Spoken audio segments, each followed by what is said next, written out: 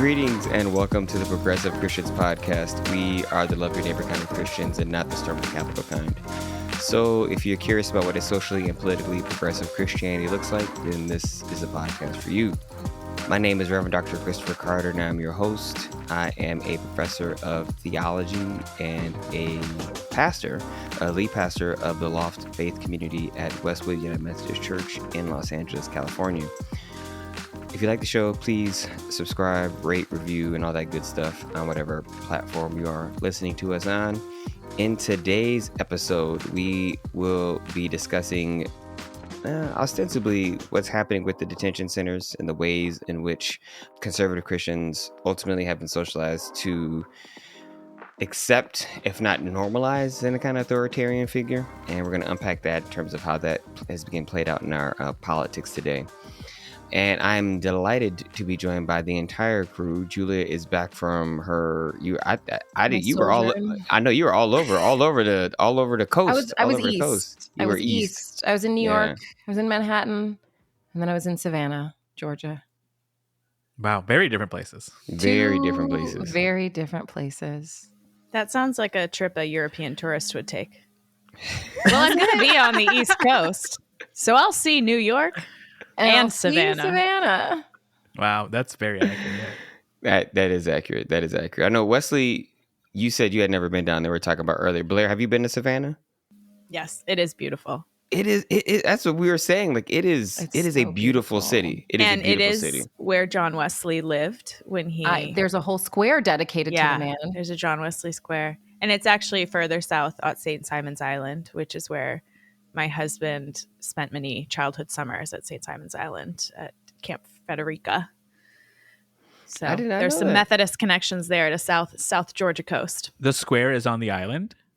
No. The square is in Savannah. Got it. Downtown Savannah. But then Fort Frederica, which is the sort of township around which John Wesley did his mission in the United States, is at St. Simon's Island, which is just like an hour south of Savannah. Yeah, no, it's definitely, I think one of the, at least for me, going to Louisiana, Mississippi, especially coastal Georgia and Carolinas, it's beautiful. And a part of me definitely feels more comfortable there. And the other part of me obviously does not, because I like civil rights and liberties and whatnot. So it is complicated. I'm a Yankee, babe. Places. I'm a Yankee. I'm a Yank. It's not for me. And it's, I think the thing that's not confusing, but that's like uncomfortable for me is that you're not allowed to talk about it. So when I was in the car going to the bridal luncheon, the guy that was driving us, the hostess's husband, was talking about all of the rocks in the city. And he was like, well, when they used to transport goods and bring them into Savannah, when the boats would come, they would have to weight them with rocks. And then when they would, then they would take rocks off of the ship to make up for, or like put rocks onto the ship, depending on like the loss and the gaining of weight of the goods that they were transporting. But like cargo, right? The goods are people, so it's like, like I think well, I was waiting for you to drop the punchline. I was like, some people may not know the goods are. You're talking about human people, human cargo. Mm-hmm. But like, no one is talking about it as that. They're just like, yeah, the cargo, or like, the hostess was talking about how her great granddaddy had a farm in Louisiana. And you're like, so we don't, nice big house. We don't talk about, okay. So we pretend, okay. All right. Yeah. Well. No, there's a lot of passive language being used. And, I have not been around white folks down there that talk about it. I'll say that. Like my family that lives there, it is something it is constantly discussed because you can't not see it in terms of the history and legacy of there. But the thing is, my family that is still there, with the exception of like a few, don't have an option to go anywhere else. Like the family that could leave, they left, and they're in Michigan and Illinois. But no one else, they were the ones who couldn't leave. And so this is where I almost feel like, I mean, Lord knows, I wish we could get Isabel Wilkerson on here to talk about the warmth of I was other going to say suns. The That Warmth of would Other be Suns. incredible. Oh, God. But, So yeah. recommendation, read The Warmth of Other Suns by Yeah, 'cause Isabel Wilkerson about the Great Migration. Yeah, it's so good. It's so good. And again, just the complexities of migration in general. And it gives you, especially for those of you who have immigrant friends who are immigrants, it gives you a little taste of just that struggle of what people had to go through. In terms of what I wanted to discuss today, obviously there's so much of the news that's happening.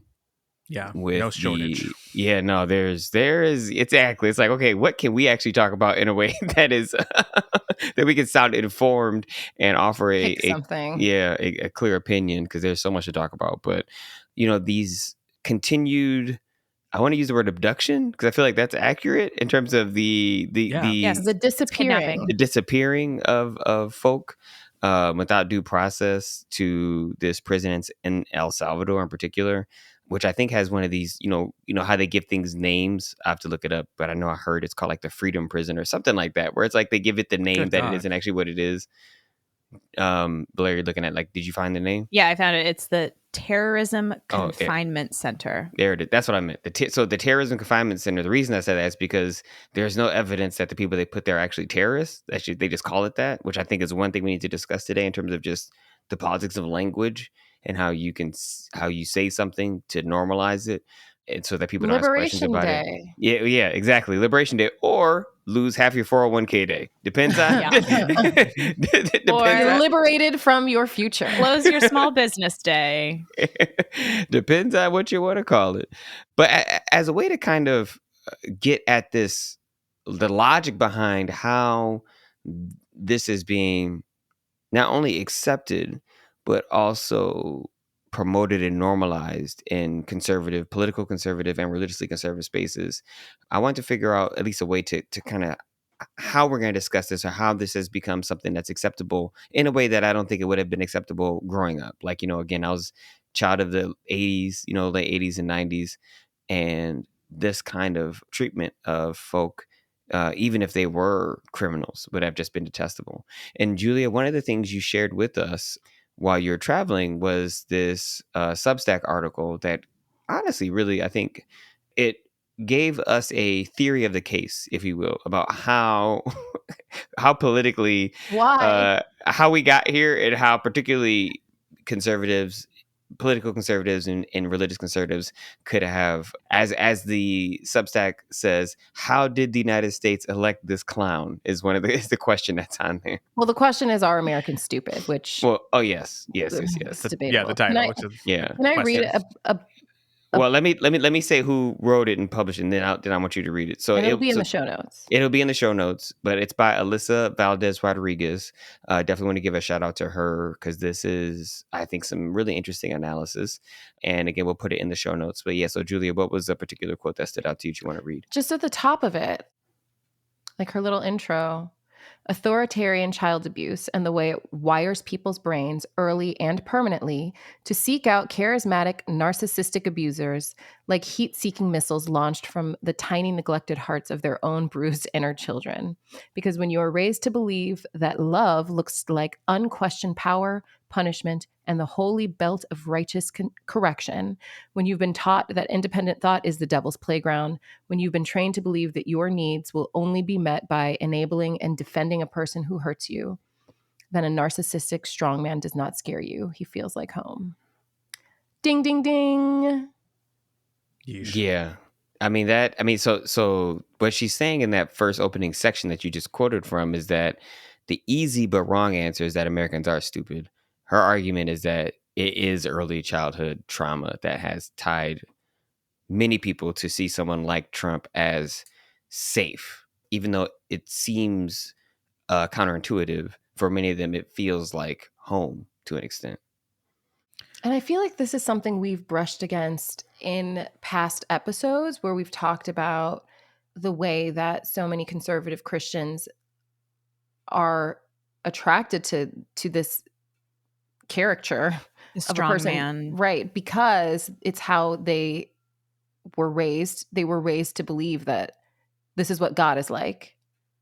I remember when Tucker Carlson was like, Trump's going to be our daddy and he's going to come home and beat us. And like, what are you talking about? And they were like, yeah, just, it feels really sad, ? Well, yeah, it is sad. I mean, to carry that concept of God through your childhood and into your adulthood, like it doesn't get better if that's how you sort of like engage with God as like an abusive parent. And it's that authoritarian parenting style is the kind of parent that says, because I told you so.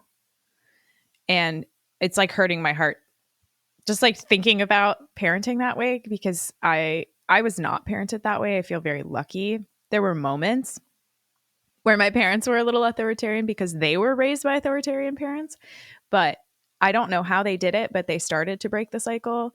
And in my house, we do gentle parenting or respectful parenting, which is like respecting the autonomy of our children, that our children are whole human beings, and that our job as their parents is not to get them to behave or to learn how to not be disobedient. Our job is to help them understand how to navigate the world in ways that are kind and compassionate and just. And that includes like respecting their emotions and respecting the things they want to do. And I never tell my kids, because I told you so.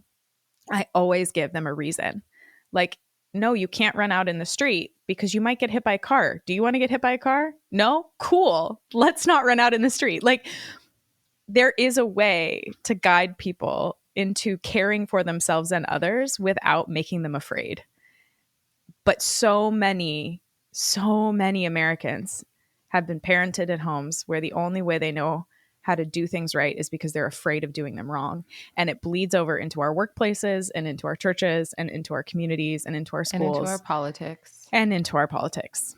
And so if you have been raised in a world where the only way you know how to not do things wrong is to be afraid of doing things wrong, rather than seeking to do things good or well or justly because you know what that result feels like, then yeah, you're going to go to somebody who says, I'm going to tell you what's right and wrong, and you don't have to think about it. And then that's what we're seeing happen now, is that if the Trump administration says this is right or this is wrong, this person was bad or this person is good, because that's how these people have been conditioned in their childhoods to believe, authority will tell me what is good, what is bad, and I just have to listen and obey, then you're going to listen and obey even when the person who is telling you what's right and wrong, is a felon.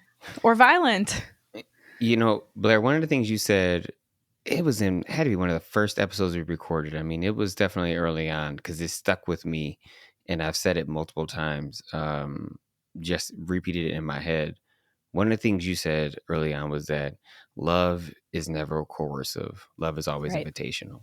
And I remember thinking that, wow, that really encapsulates my understanding of God, right? And what I've come to understand God as being.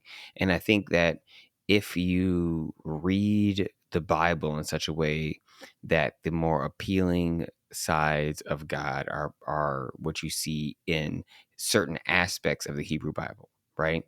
So if you read the Bible in such a way as Judges is appealing to you, as part of Leviticus is appealing to you, as what you see happening in aspects of Daniel or, even Isaiah, like all the prophetic scriptures talk about the consequences of not obeying God and how you'd be punished. But that's obviously so taken out of context, because those prophets are talking about, this is what, if you love God, if you do right by God, like this is the positive things that will happen to you. And I think, we see, I see this right now in the ways in which there is this pushback on empathy in these conservative spaces, where there's this critique on, empathy is something that's feminine and you have to control women so they're not empathetic.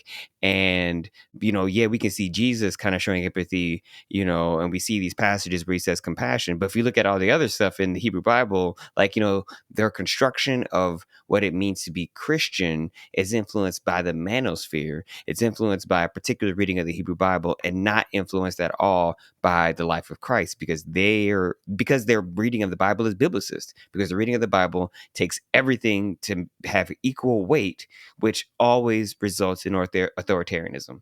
in Christian history, when you read the Bible and you give everything equal weight, history will show you that it results in authoritarianism. This is a fact. This is not a debatable point. You can put whatever you want to put in our Spotify comments, and I will respond to you in the way in which that I feel so moved, because that is a fact, right? And so that is what is concerning to me. As you can see, I got a little, because there's some folks, I'm like, I'm all for, hey, I respectfully disagree, but there's some things I'm like, no, this is it. This ain't debatable. This is history.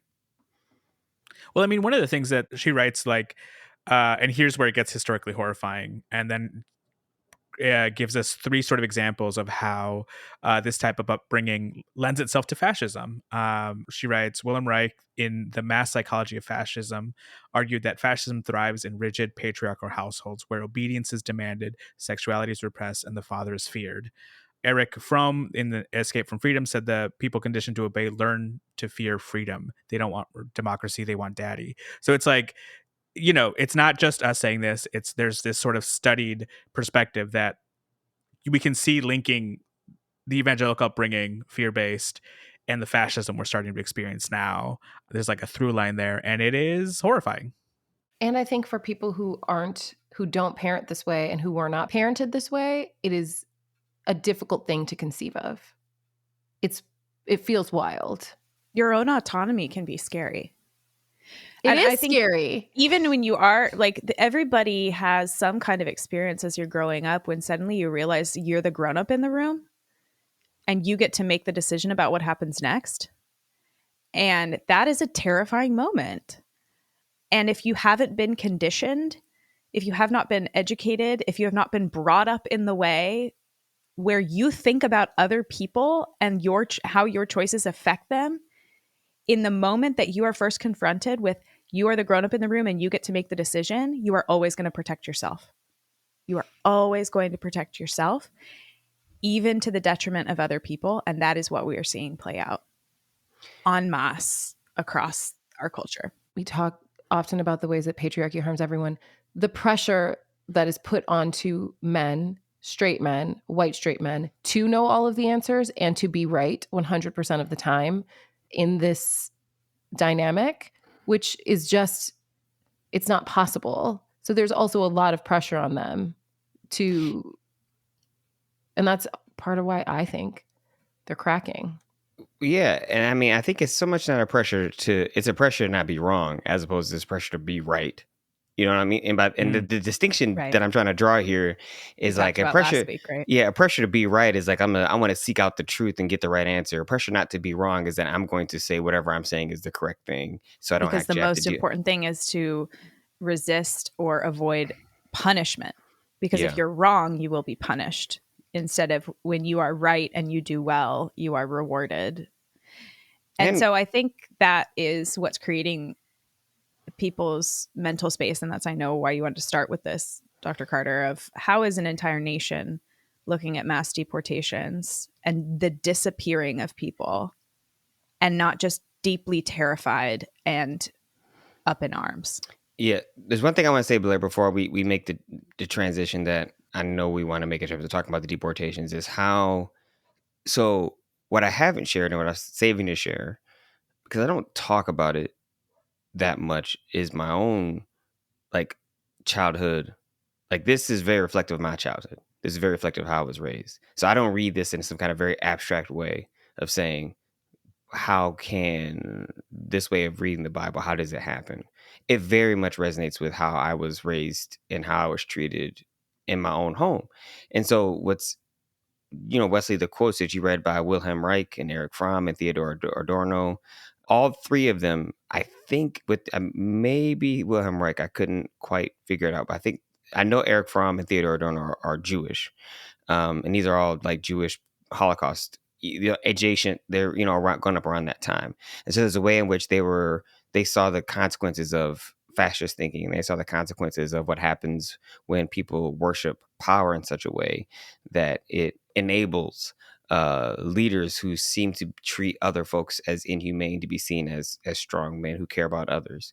And one of the things that I think the author of this Substack nails is the way in which she ties this to parts of complex PTSD. And so she writes, To understand how we got to a president who throws tantrums, grifts openly, and seems to confuse the Constitution with a doctored golf scorecard, we have to talk about childhood, specifically American childhoods, where the kind where, quote, discipline wasn't just a word, it was a family hobby, where spare the rod, spoil the child was recited more faithfully than the Pledge of Allegiance, then enforced with belts, switches, and Bible verses cherry picked like strawberries at a megachurch pancake breakfast, where guns were worshipped and sensitive boys were taught to shoot Bambi for sport and beaten if they cried.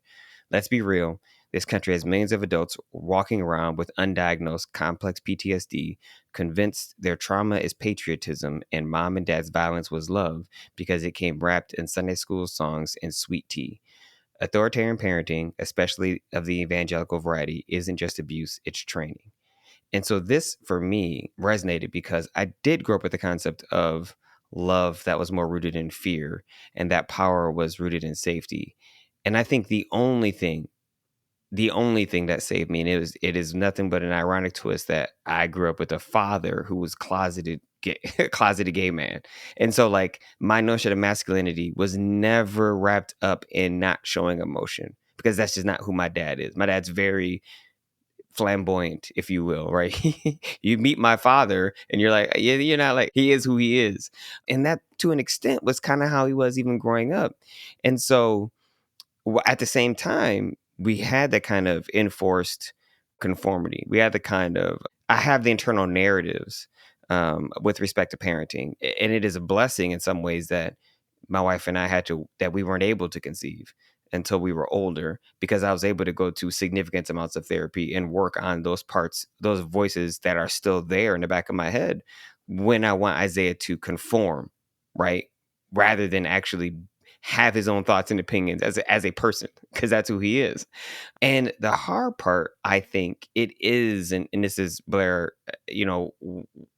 I believe with respect to the way in which churches can manipulate and misuse theology, and I'm sure you probably saw this, especially when you're in the South, is rather than teaching the value of like kind of inward turn and self-love and a kind of inward examination that allows you to come to a point of loving yourself and saying, oh, love is invitational and not coercive.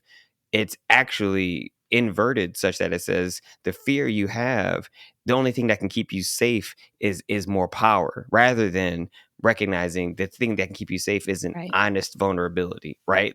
Yeah, I mean, I think I'm not a parent. I don't know if I will be, but it seems that the work of gentle parenting is harder than maintaining control of a child. It's a lot harder and a lot louder. And I imagine it's not like, growing up, the threat of violence was always something like, oh, I don't want to do that because I don't want to, I'm not going to hit. But having to enter into conversation with your child to sort of like work through what's happening. If you're like working 2 jobs, or if you're working a minimum wage job, you've got all these other stressors. And so like, this is one thing that you don't want to have to deal with. So on the one hand, like if you live in poverty, having the time and the energy and the capacity to do this is harder. It also, I think you have to have at least you have to understand like brain development and child development to know what your child is even capable of understanding at any given moment, because it changes so rapidly and they're so egocentric, and they're supposed to be. That's how they stay, right? That's how we've evolved. And like, where the majority of people are struggling just to get by. It's like, do you really have time to study child psychology when you're preparing for a baby? Not really. And I think this is how, what I had to learn to do was to say 2 things can be true. That my parents were victims of a system that dehumanized them. They were victims of Reaganomics, such that we grew up impoverished, and my father was in rehab and in jail, and then had a job that he was a janitor, and my mother had to work multiple jobs to take care of lots of different kids, and she was exhausted. And so that contributed to their lack. As my mother would say, I was always getting on her last good nerve, is what she was saying, the last good one that she had. And so some of the violence I experienced as a child, the abuse I experienced, is a consequence of her being caught up in a system that did not care for her humanity. And she was abusive, right? Like, because what happened is that I think what happens is you say, well, that's why they're being abusive. But if you take all those other things away, then everything's going to be fine. And that's how you get to this complex PTSD stuff. And I want to share this, Blair, before we transitioned, because that's what we want to do, because I suspect a good portion of our audience probably has an experience closer to mine based on the numbers and the data that I see. And those of us, especially some of our early listeners, I think this podcast resonated with you because you broke out of evangelicalism or conservative space. And I suspect you probably grew up in this situation that's more similar to mine. And it's hard. And I hear you. And I totally understand in ways that I cannot even discuss on a podcast because it's not appropriate. And yet I know that there is a way through it towards healing. That's a forever process, quite honestly. And if we can go through this healing process, I believe we would actually potentially, hopefully, be at a place where we wouldn't be electing someone who clearly is an abuser, someone who clearly abuses people and abuses power, and surround himself with other people who are, quite honestly, I mean, this sounds like I'm making fun of them, but quite honestly, I'm not. I hear people like Stephen Miller and J.D. Vance speak, and I, because I grew up in the streets, can sniff and smell a coward, like just immediately. I'm like, all they need to be is actually confront. They are surrounding themselves with Trump because Trump gives them a sense of power that allows them to be the men that they always imagine themselves to be, not who they actually are. Like, and that is what I notice as again, like, and all they have to do is not interrupt his abusive patterns. Exactly. Well, and they also are extremely hurt. Like, they're also traumatized themselves. And you can 100%. tell, like, when you do trauma therapy, there are certain things you like, right? Even when Stephen Miller is very easily upset, right? Both he and JD Vance, you hear them. And when they start to speak in this, like, their voice goes up in tonation and they sound like little boys. That's like, to me, it's an easy tell to know that you are triggered, like that you are not responding to the conversation that you're having. You're responding to past trauma and past hurt, childhood trauma and childhood hurt, because you start to literally mimic your childhood voice. Now, this is a space where honestly you should be open towards compassion towards them, but that's another episode. We're not going to talk about that. That's another episode. Effie, we all got pain. Is all I'm gonna say. Exactly. What I do want to talk about is how, again, this lays the groundwork for enabling the kind of normalization, I should say, of policies that basically create an environment where people could be like abducted, taken away without due process, and taken to a prison that ostensibly we don't have control over. But Blair, I know this is, I want to turn over to you, start talking about the kind of political impact of, surviving this kind of abuse. Well, and now, right, we are seeing people start to wake up to that reality of how much the power is being abused, because friends, neighbors, in-laws, like communities, people are experiencing for the first time these abusive patterns being carried out in a way that personally affects them. And I think these disappearances and deportations is one of the places that is starting to touch people where they didn't expect it, right? And we've talked on this podcast before about 40% of American Christians support mass deportation. And that is because when they think of mass deportation, they think the criminals, right? That whatever the rhetoric is that this administration has been using, we're sending criminals and rapists and murderers. And now all of a sudden what we're seeing is, it's not all of a sudden. Those of us who knew could have told you that they were going to send perfectly good law-abiding people. You didn't listen. And Black now they're doing. Black folks been telling you this forever, man. I'm like, we've been telling you forever, like this was a setup. And they were like, oh, no, this was. I'm like, no, this has always and often been a setup. Mm-hmm. Y'all fell for the okie doke. And now we're facing a crisis moment, because even people like Tucker Carlson, I think, was having a conversation with, who's that redheaded commentator, political and something. And even they were like, the Kilmar Obrego Garcia case is scaring them because of what it represents. So a few little details here. There are many different ways you can legally immigrate into the United States. You can apply for a visa. There's a whole bunch of different kinds. You can arrive and apply for asylum, which requires that you arrive in the country and apply for a credible threat against your life. If you were to return to your home nation, you have to do that within 1 year. If you do it after a year, you can be given essentially the same thing, which is withholding of removal, which is what Kilmar Abrego Garcia was given. He's an El Salvadorian citizen who arrived in the United States when he was 16 years old.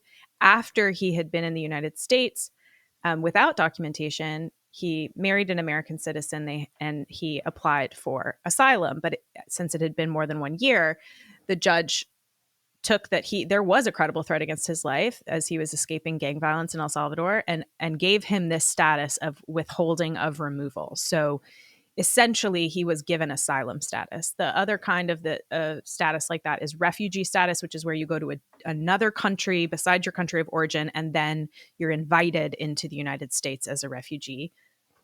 But it has similar processes as asylum. It's just which country you enter first. And then through either a visa or an asylum case or a refugee status, you can apply for legal permanent residency, which is a green card.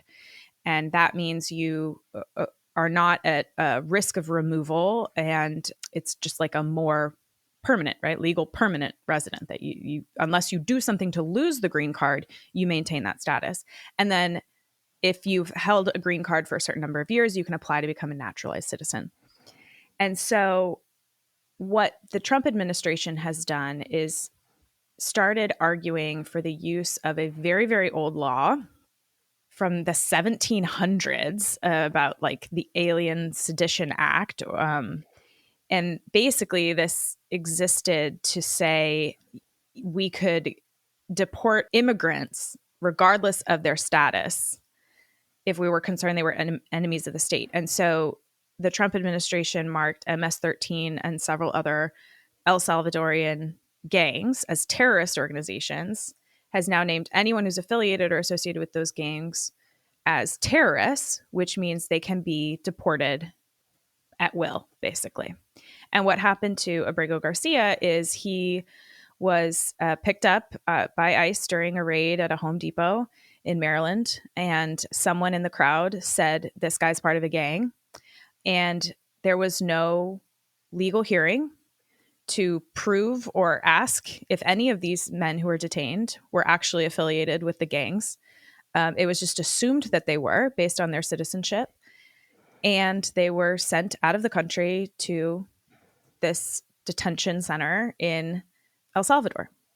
And it's shocking everyone that this could happen because this man was here legally, right? And we've been telling ourselves, oh, it's fine to deport people who are here illegal, or it's fine to deport people who've broken the law. This man did not break the law. But I also want to name how easy it is to lose your immigrant status, your visa status, your green card, and get disappeared into a system within the United States. Because this is like the difference in this case is we've sent them to another country. But we have been doing this to immigrant communities for a very, very long time, for several decades. And I was part of a group in Georgia, the El Refugio Ministry, which served as oversight and visitation and supportive visitation for people in a immigration detention center, which was put in a max security prison, for-profit prison. And folks were sent there for all sorts of different violations of their visa. Most of the people, actually, if you actually violated the law and had committed a felony, you have to go to prison first. So all of the people in this max security prison in South Georgia were there only because they had violated their immigration status in some way. And I'll never forget that one of the visits that I did, you get assigned sort of to a random person who has said they would accept a visitor.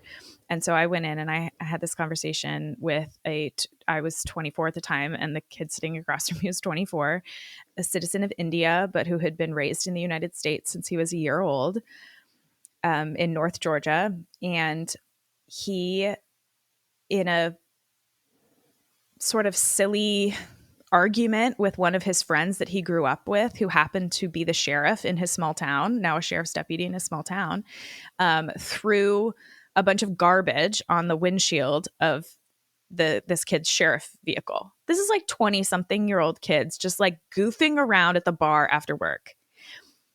And his friend's boss, the sheriff, decided that that was vandalism against a law enforcement officer and charged this guy. And that meant he lost his green card. So he had a green card. He had legal permanent residency, and he lost it because of a stupid disagreement with a childhood friend. And the childhood friend is a citizen and he's not. And that's how he ended up in this max security prison. And the other thing that happens with immigration detention is it's federal. So there's no guarantee that you stay anywhere close to where you're detained. So we saw this happen with Abrego Garcia as well. As soon as he was picked up, they were sent first to an immigration detention center in Louisiana. You are not held by your name. You are held by your alien ID number. And if your family isn't able to track down your alien ID number, they can't track you down. So you literally can disappear, and they can move you to a different immigration facility at any time for any reason. And they don't have to inform anyone. So I don't know what happened to that young man. I don't know if he was deported. But at the time I met with him, he had been in that facility in a max security prison, a kid who'd grown up in the United States, was a business owner, contributing to the economy, had full legal permanent residency, had been in that prison for 8 months awaiting his due process. So this isn't new. It isn't new. What frustrates me is like, we know like they're like actual criminals, right? And not only do we have someone that's a convicted felon that's in the presidency right now, but like, I mean, I think back to stuff like Enron or like corporate like crime where like people literally exploit and extract like that hurt regular working class people. And like it's totally acceptable. And nothing. And I'm it's like, encouraged. I'm like, I deport these. Like, how come you ain't deporting these folks? You know, like it doesn't. And so they that's don't the part get that sent to frustrates me. maximum facility. They get sent to the resort with the tennis courts and the chef. If they go to Also, jail. And the cost to maintain these. So like this kid was not a flight risk either. You could have put an ankle monitor on him and sent him home to keep working. But instead they had him in a max security prison, and the cost to keep him there is $150,000 a year. Yeah. We pay $150,000 a year to keep people in max security prisons, but when you could safely monitor them with an ankle monitor or nothing, because they've lived there their whole lives. They're not going to just run away. Yeah. Honestly, I think the best argument against the prison industrial complex is the cost. But the problem is the rhetoric is so centered around fear that it keeps people say, well, I'm willing to pay whatever cost it is to be safe. Blair, the point one thing I wanted to lift up out of your story that you just shared is just so heartbreaking is like the way in which they can normalize rights being taken away from someone is when they give them either a certain designation or when the person doesn't have full citizenship, quote unquote, right? Even if they have legal status, because even if you are in the country illegally, you still have a right to due process. So says our Constitution. Right. At the same time, if you are a green card holder, they have decided to use this particular legal act, this theory that says, that you could be a risk because you are a terrorist, basically. And this is, pay attention to this word, because this is a dog whistle, just like DEI, just like woke or anything else. When they start calling people terrorists, what they are trying to do is set you up for seeing this person as less than human and can get treated in any particular kind of way to justify mistreatment by saying this person is a threat to your safety. This is a lie. They keep saying this Kilmar Abrego Garcia is a terrorist. He has not been convicted of a crime while he was in El Salvador or in America. And yet, when Trump and the president of El Salvador, or the dictator of El Salvador, was in the White House on Monday, they kept referring to this man as a terrorist, which is beyond insane because they have not shown any evidence that he has committed a crime. There is a confidential informant that says he's connected to some gang in New York, even though he's never been in New York. And they're saying that because he wore some Bulls gear at some point in his life and he's in a picture that perhaps he was in some kind of gang. And what doesn't make any sense to me and what continues to frustrate me is how they play these these word linguistic games like terrorism, or saying in the Oval Office, Donald Trump says, I don't have any power to get this gentleman out of prison because he's, is in another country, and we don't have any power to go into another sovereign nation and do anything. And the leader of that sovereign country saying, I don't have any power to get him out. I can't bring a terrorist back to America. Like two men who ostensibly claim to be the most powerful men on earth that say, elect me because I have all this power. Now, all of a sudden, you got no power. You got no power when somebody tells you to do something that you don't want to do. Now I got no power to do it. And it is just the wordsmithing, the language gymnastics, the mental gymnastics. Like they would get, if you were giving them scorecards on mental gymnastics, like they Tens across the board. And it should be terrifying because even in this situation, the Supreme Court has ruled and approved the lower court ruling that the administration needs to bring Abrego Garcia back, and so that he can administration says go through due process.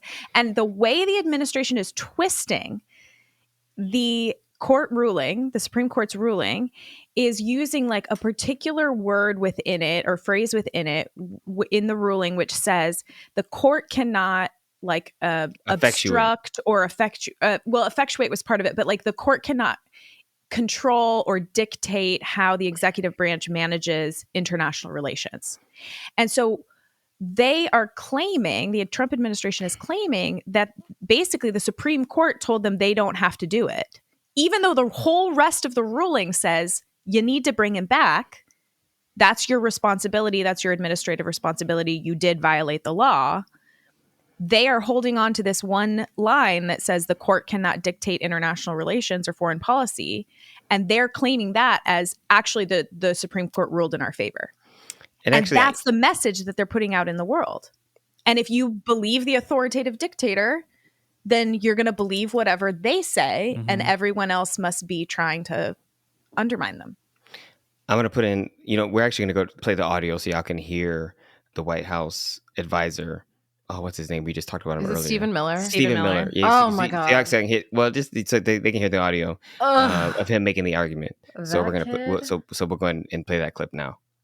And that's what the Supreme Court held, by the way, to Marco's point. The Supreme Court said exactly what Marco said, that no court has the authority to compel the foreign policy function of the United States. We won a case 9-0, and people like CNN are portraying it as a loss, as usual, because they want foreign terrorists in the country who kidnap women and children. But President Trump, his policy is foreign terrorists that are here illegally get expelled from the country, which, by the way, is a 90-10 issue. So now that y'all heard the audio, what they're doing is they're taking, so there's two words that the lower court said that they used, and it's one of the words, as Blair mentioned, is how they're trying to get out of the argument of saying they have to actually do, that they don't have to do anything. They said, the lower court said you had to facilitate and effectuate the getting this person out of, getting Kilmar out of this prison. And what the Supreme Court said, well, you need to facilitate it, but you don't have to. If the lower court, the courts can't tell you how to effectuate it. It can't tell you how to do it. We don't have any power over that. And they all agree that the courts don't have the power to tell the executive branch how to do it. And so, as you just heard, what Stephen Miller is saying, the Supreme Court 9-0 ruled it in our favor, right? And so it's like the deliberate, manipulative lies that you see happening here right in front of your face. Again, I stand and I listen to this. I see this happening, and the next logical step to me is, if the legal reasoning they're using to hold and deport people like this can be applied to U.S. citizens. The legal reasoning they're using, it can be applied to U.S. citizens, because all they have to do is name you a terrorist. That's it. And they can put you on a plane and disappear you into another country, and then claim you're no longer under their jurisdiction and they can't get you back. And I want to be clear. I'm gonna put a link to an article about Intercept in the show notes, because I said this before, and I think maybe some of you thought I was, joking or maybe being a bit extreme. I first learned about this by this category that was created in 2012 called agro-terrorism. And what it is, it started is a term that was created because like anti-factory farm advocates, like people like PETA and the folks that the other world I'm in, were breaking into factory farms and liberating animals for real Liberation Day. They were getting up in there and they were like, let's get these animals up out of here. And so they passed these laws saying that this is domestic terrorism because it's a threat to our food supply. And this is a way in which you can actually, like, poison the country, which actually, quite honestly, it is true. But we are doing it to ourselves. But regardless, that's another podcast for another time. And so if you get caught trying to break into a factory farm, they label you a terrorist, and they can put in these people that have been trying to rescue animals have been locked up for years. And The Intercept did a great long form journalistic study over it. So again, I'll put that link in the show notes about the ways in which companies lobby for this to happen. And so because of this, I've operated with this mindset. Oh, if you do anything that resists the system, just like the Black Panthers did, just like Martin Luther King did, just like any of these other civil rights organizations have done, and they label you a terrorist. I mean, this was what COINTELPRO was, right? This was the policy that was used to monitor and spy on Martin Luther King Jr. to tap his phone so they could have counterintelligence. Once they label you as a threat and as a terrorist, they can do anything to you and then say it was done for the security of the country. And I don't want, this is not extreme. That's all I can say. It's not extreme leap of logic to say they can do this to citizens. And this is why, if you consider yourself a person of faith, if you consider yourself a Christian, you have to speak out against this. Like, you fundamentally have to speak out against the dehumanizing logics that enable you to literally disappear someone and then say you're not held accountable for them. I mean, what kind of crazy thinking is this? The lack of due process is, I mean, it's not surprising, but it is shocking, and it's terrifying. And I said this last year when he was like, they're eating the cats, they're eating the dogs. And I was like, most people can't tell what anyone is. Like, most white people don't know. You did say that. You did say that. They don't know if I'm Haitian. They don't know. Wesley, they don't know if you're Mexican, El Salvadorian, Spanish, Greek. They can't tell the difference. They don't know. I'm not white. They know you're not white. And like the jargon around all of these things, you're a terrorist, you're an illegal, like, it really is about skin tone. And like, if you have even a little bit of melanin, I feel you should be shaking in your boots right now, because if you think that you couldn't wind up in the wrong place at the wrong time with the wrong ICE agent on the outside of your car, and they just pack you up and put you on a plane and disappear you to a concentration camp in El Salvador, if you are just convinced that will never happen to you, I think that you are very optimistic and a little bit naive. Bless What's you. so wild is that, like, a friend sent me an article about Project Esther, and so I know that we had talked about it before, and so I went back to our podcast to listen to it, and it's the same episode where we talked about Mahmoud Khalil and his situation. And in that episode, we're talking about sort of like people being labeled as terrorists and what that will enable the administration to do. And now we're seeing it. So it's like, it was sort of also like traumatic. I was like, I can't believe we were talking about this and now it's happening. And sort of the escalation, the moving forward. And then I think this week, NBC News was reporting a story about US citizens crossing the Canadian border in Vermont, being detained. Well, you know, the names of the U.S. citizens were Bashir Atala and his wife Jessica Fakhri. So it's like, they are U.S. citizens. They don't look fully white, but they're even that little bit, even being U.S. citizens, they're already being sort of harassed and just trying to do their. So I want to say that it's gonna, like, they're gonna start targeting white people who they disagree with At some point, absolutely. Well, and it's already started, right? Yeah. So even if we want to say, like, if you have a little bit of melanin, know that they're coming for you. If you in any way disagree with this administration, they're going to start coming for you. And they've already laid the groundwork to make it happen. And that's the point. Yeah, that is the point.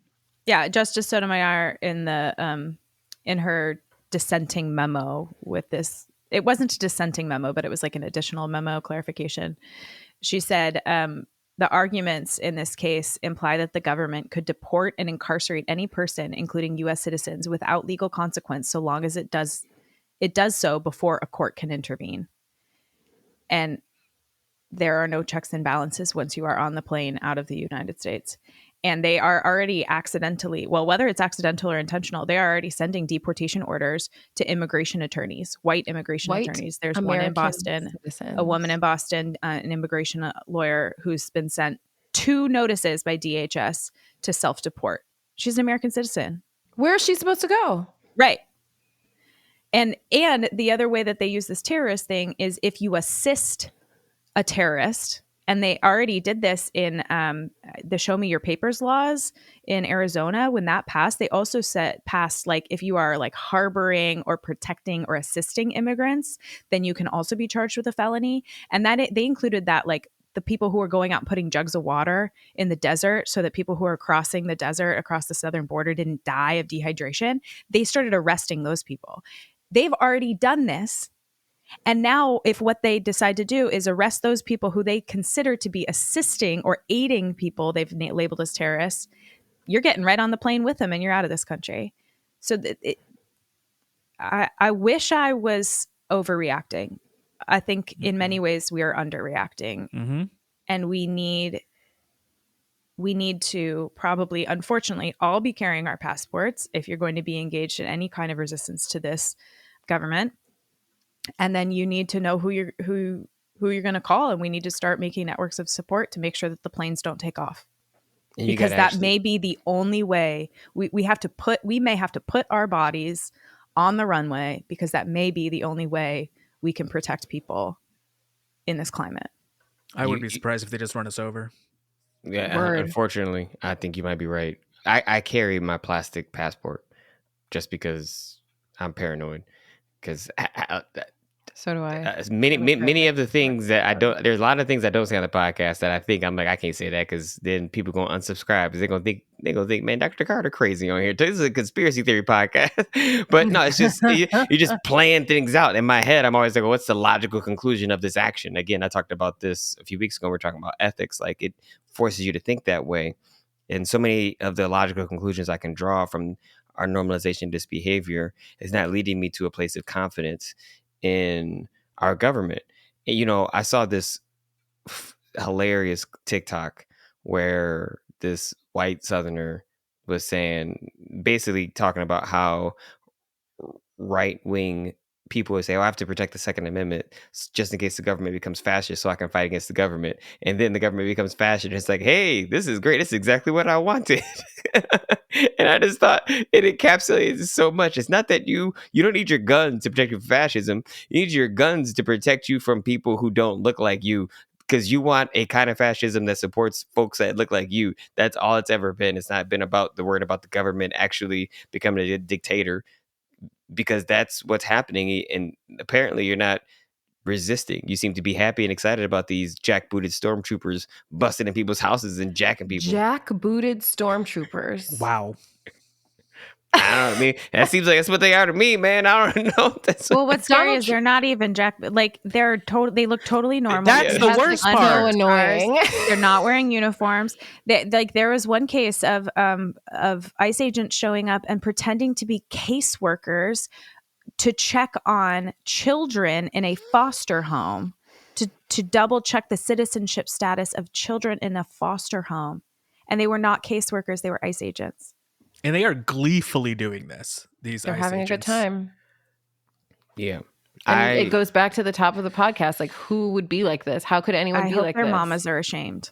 Their mamas probably have no idea. Or their mamas are proud. Don't care. Yeah. Or proud. Is there anything that y'all want to say as closing thoughts or ideas or comments about this? Because there isn't an easy way to transition away from this to talking about. I mean, I was going to point out that we were talking about they can go, like, Donald Trump yesterday, the day before, was saying, he was like, well, we have really bad criminals here. We have terrible people here. We should send them. He said he wants to send the homegrowns. Yes. He said the homegrowns are next. We want to send the homegrowns. You need to build about 6 more prisons for the homegrowns. And Eric Prince is a former CEO of Blackwater, a mercenary group, It's basically trying to make the argument that that's something that we should be doing, and paying other countries to build other versions of Guantanamo Bay, to so that we can ship to people hold away. American citizens that they Yeah. don't want in the country. So Yeah. it's going great. Horrendous. I hate it here. It's going really great. What a good time. But Bernie and AOC are traveling the AOC. country, trying to rally people to fight Wesley- against. Yeah, they're on their fighting oligarchy tour. They stopped in to Los Angeles last weekend. Wesley was on stage. I was. I went, and as part of, since I unionized with the UAW, a bunch of unions were invited to participate in various ways. And so when the regional director of the UAW spoke, he got to bring up to stage a handful of people, and I was one of those people representing the union that we just formed at CalArts. And then after that, we also got to stand behind Bernie and AOC during their speeches and some of the big performances. So, yeah, I mean, it isn't necessarily like pop culture, but it was happening, outside. So if it's outside, it's pop culture, maybe. I don't know. But it was fantastic. I mean, it was really interesting to sort of just, to see so many people show up to something that isn't like a presidential rally, that isn't, a specific candidate going for something specific, just sort of like articulating that we are now living sort of we are living in an oligarchic society where billionaires are making decisions and being able to influence the direction of this country in ways that further marginalize anyone who isn't a billionaire and further strip away protections and just finding ways to like abuse the American people. And here are two people, AOC and Bernie, who are standing up to that, creating a coalition, bringing people together, sort of really highlighting what's happening, and seeing a lot of success with it. We had about 36,000 people at the LA rally, which at that point was the largest rally either AOC or Bernie have ever had. And that's it. It's encouraging. I got a little sunburn because I was out in the sun all day, but it was totally worth it. And I definitely teared up during the speeches, just sort of like acknowledging the fight that we're in, against not just oligarchy, but also fascism at our doorstep. And it was a really good experience. I hope that a lot of the new people who showed up take the next steps in building mutual aid or joining mutual aid groups, finding communities to support each other, because that's all we're gonna have for a while. And hopefully the rest of the Democratic Party. And I think that was one of the things that I really appreciate about this rally is it wasn't just here are the problems, but also like the Democrats have failed to do so much. And so we need to push them. We need to primary them. We need to. What? Internal accountability? What is that? I mean, something we should all have. Fascism at the doorstep, babe. Fascism is in the house. Someone Fascism is on the couch in the living room. Mhm. She's Chilling. sprawled. They told you it's their house now. Yeah, it's their house. That's like, but yeah, got some really great pictures. Got some really good. I met up with some people that I had canvassed with in Arizona last year, so it was really just a powerful day. What was and it really- like to be on stage in front of 34,000 people?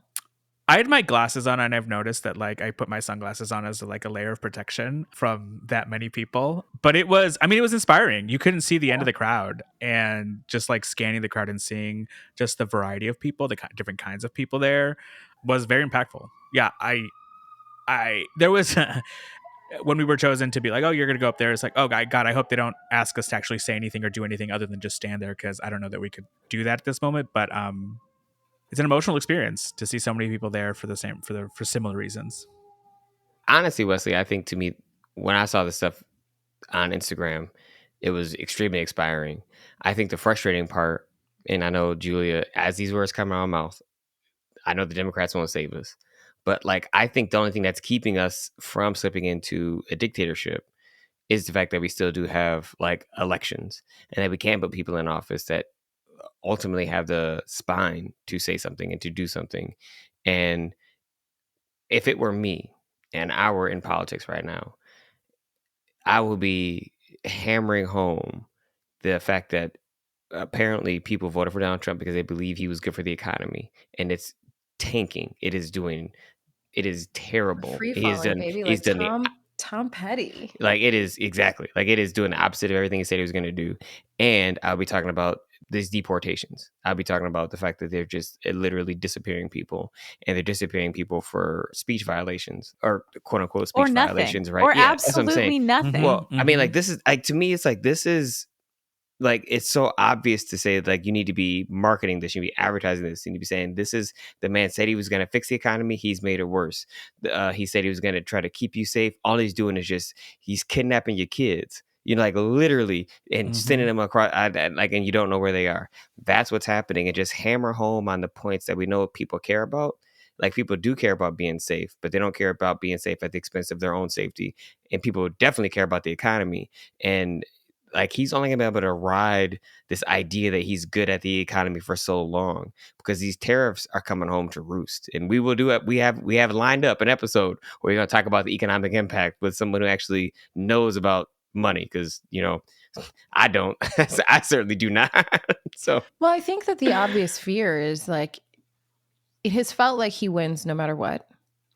And the writing is on the wall. And to hedge your bets and assume that if you speak out, like, you can't just be one or two people speaking out. You can't, because the reality of our situation is those people will wind up being deported. Those people will wind up Disappeared. potentially disappearing, right? So there is a reasonable fear among the Democratic Party, right? But like, I mean, maybe. I don't know. Schumer doesn't feel... is Schumer acknowledging that we're in this situation, or is he still... no, I mean, but I think that that's part of the fear, right? Is like, who's... all they have to do, these other countries, I fundamentally believe, is the Democrats need to say, we full confidence we're going to win the midterms. So El Salvador, keep playing, keep doing, see what happened. Like, because that's what you got to do. Like, and like, this is not... the Democrats aren't, they don't have any... I know, loser energy. That's the issue. And like, I think this is, and That's it's so, the issue.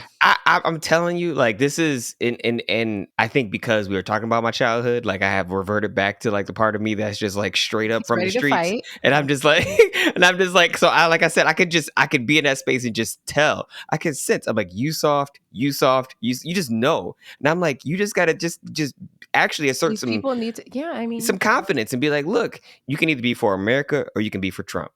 It's literally that. You can be for the Constitution or you can be for this fool.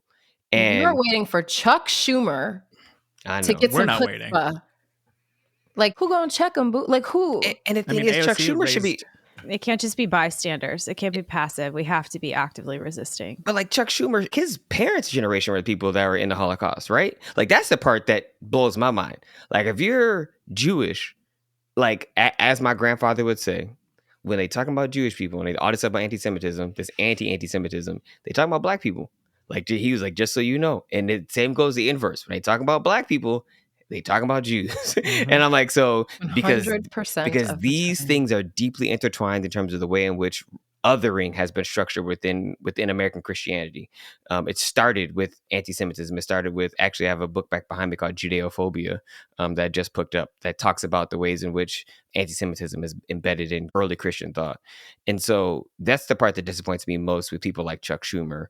And quite honestly, again, the Democratic Party not having the courage to speak out against just the things we know he's doing wrong, like with the tariffs, you know, like just saying this is what we know is wrong.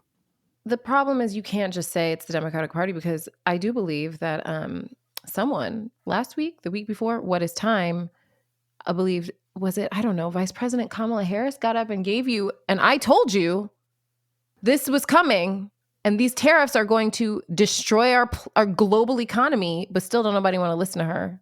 So it's not just the Democratic Party. It's like, there are members of the Democratic Party, I mean, Bernie and AOC, obviously, but like, who've been talking about it the whole time, but don't nobody want to listen. I feel like we just need to be playing the hostile government takeover, like, in the background for our whole episode today. They just like literally, because the lyrics, like literally every part, I'm like, it's like it's just, it's so prescient and sad. And two, we knew it was going to be hard.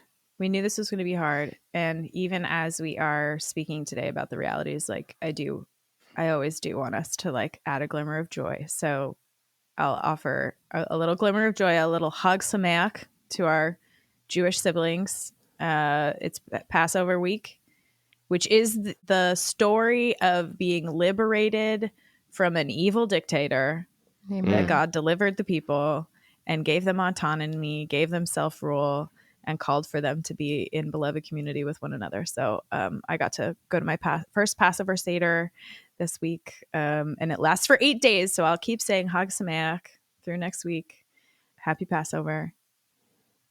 And even in the midst of, right, the deepest, darkest moments, like, we can find ways to push back and experience joy.